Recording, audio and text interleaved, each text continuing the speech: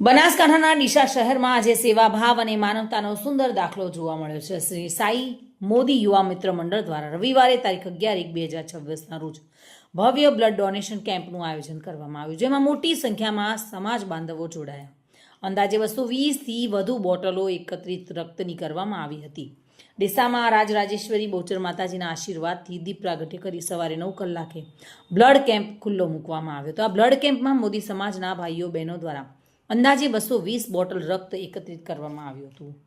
સતત ચોથા વર્ષે આયોજિત બ્લડ કેમ્પને સમાજના અગ્રણી આગેવાનો દ્વારા શુભેચ્છાઓ પાઠવવામાં આવી હતી. સમાજના પ્રમુખ એવા શાંતિલાલ હેરુવાલા, પૂર્વ પ્રમુખ પ્રકાશચંદ્ર ભરતિયા, ડીસા નગરપાલિકાના સદસ્ય તેમજ પૂર્વ કાર્યકારી પ્રમુખ જગદીશચંદ્ર મોદી, સ્વાગત ક્રેડિટ સોસાયટીના ચેરમેન પિનલભાઈ નાસરીવાલા, મોઢેશ્વરી બચત ધિરાણ મંડળીના ચેરમેન વિનોદભાઈ પંચીવાલા, સહયોગ બચત ધિરાણ મંડળીના ચેરમેન મુકેશભાઈ પંચીવાલા, અશોકભાઈ પાવાલા અને આજીવન ટ્રસ્ટી દેવચંદભાઈ હેરુવાલા સહિતના આગેવાનો ઉપસ્થિત રહ્યા હતા. આ તમામ આગેવાનોએ સાઈ મોદી યુવા મિત્ર મંડળની સેવાભાવી કામગીરીને બિરદાવી અને જણાવ્યું હતું કે બ્લડ કોઈ કારખાનામાં બનતું નથી, એટલે જ રક્તદાનને મહાદાન કહેવામાં આવે છે.